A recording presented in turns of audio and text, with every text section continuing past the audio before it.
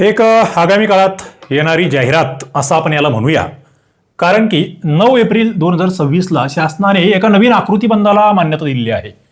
मुद्रांक आणि नोंदणी शुल्क विभागामध्ये काही नवीन पदं ही प्रस्तावित केलेली आहेत, जे आगामी काळामध्ये भरली जाऊ शकतात आणि आपल्यासाठी ती संधी असणार आहे.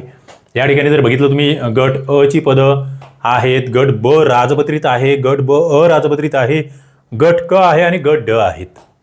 आता यातली काही पदं ते कट करणार आहेत. 107 पदं त्यांना निराशित करायची आहेत. पण नवीन जर म्हणाल तर गट अ मध्ये 23 पदं नवीन या ठिकाणी प्रस्तावित आहेत. गट ब मध्ये 95 राजपत्रित आणि गट ब अराजपत्रित मध्ये 147 पदं आहेत.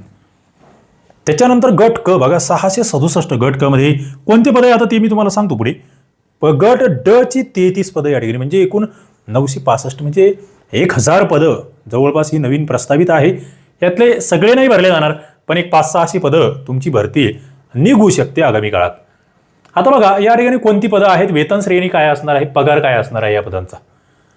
तुम्ही जर बघितलं तर इथे 84 पदं जी गट ब ची आहे. आपल्या कामाचं हे जास्त आहे, मी गट अ कडे नाही फोकस करत. गट ब सह जिल्हा निबंधक वर्ग 2 किंवा सह दुय्यम निबंधक वर्ग 2 किंवा मुद्रांक उपाधीक्षक वर्ग 2 हे गट ब चं पद S15 वेतन श्रेणी आहे. 41,800 ते 1,32,384 पदं एकूण नवीन प्रस्तावित आहेत. पुढे या ठिकाणी जर बघितलं तुम्ही तर आपल्याला जे नवीन पदं आहे फक्त त्याकडे लक्ष द्यायचं आहे. गट ब अराजपत्रितमध्ये जी 95 पदं तुम्ही बघतायत, त्यामध्ये लघुलेखक उच्च श्रेणीची 5 पदं असणार आहे. लघुलेखक उच्च श्रेणी ती सुद्धा S15 ची वेतन श्रेणी आहे. दुय्यम निबंधक हे खूप भारी पद आहे. मुद्रांक निरीक्षक आपण ज्याला म्हणतोय, इथे S14 ची वेतन श्रेणी आहे. 80 जागा या ठिकाणी नवीन प्रस्तावित आहे. पुढे सहाय्यक नगर रचनाकार 58 पदं आणि इथे सुद्धा वेतन श्रेणी S14 ची आहे. त्याच्यानंतर सहाय्यक विधी अधिकारी याची 4 पदं नव्याने या ठिकाणी भरली जाणार आहेत. आता गट क मध्ये काय आहे बघा, गट क मध्ये उपलेखापाल नावाचं पद, थोडेसे कॉमर्स बॅकग्राऊंडचे जे विद्यार्थी आहेत त्यांना 33 पदं या ठिकाणी नवीन असतील. आणि ज्यांचं लिपिक वगैरे टायपिंग झाले ना, काही पदांना टायपिंग असणार आहे, काहींना टायपिंग नसेल सुद्धा. भांडारपाल वगैरे, पर्यवेक्षक, लिपिक ही S8 ची वेतन श्रेणी या ठिकाणी असणार आहे. आणि 106 पदं नवीन इथे ऍड होत आहेत.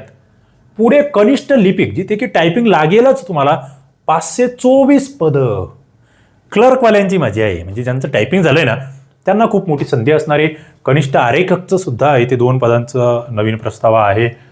वाहन चालक नाही, दप्तरबंदची 12 पदं S3 ची वेतन श्रेणी आहे नवीन प्रस्तावित. त्यानंतर शिपाईची 20 पदं इथे नवीन प्रस्तावित आहे.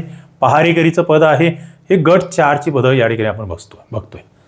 मित्रांनो, अशा पद्धतीने संधी आहे, अभ्यास चालू ठेवा. आता हायकोर्टचे विद्यार्थी जे आहेत त्यांना पुढे इकडे तयारी करता येईल. अभ्यासकट्टा ॲप्लिकेशनवर तुम्हाला सरळ सेवेची बॅच चालू आहे, तलाठीची बॅच चालू आहे, तिथे जाऊन तुम्ही जॉईन होऊ शकतात. किंवा हायकोर्टची पुढे आता ज्यांची 3 महिन्याची बॅच आहे त्यांनी तो अभ्यास कंटिन्यू ठेवा, त्याच्यातले लेक्चर बघा, तिकडे फायदा होईल. कंबाईन आता ग्रुप बी ची नवीन जाहिरात आली आहे, त्याला तुम्ही फाउंडेशन बॅच जॉईन करू शकता. त्याच्यातही तुमचा या सरळ सेवेचा अभ्यास होईल. किंवा तलाठीची योद्धा बॅच असेल तिथेही तुमचा हा अभ्यास होऊ शकतो. तुम्हाला करायचं काय आहे, अभ्यासकट्टा ॲप डाउनलोड करायचं. काही अडचण असेल हा हेल्पलाईन नंबर आहे, यावर तुम्ही मेसेज करू शकतात, कॉल करू शकतात. चला या ठिकाणी आपण थांबूया. धन्यवाद.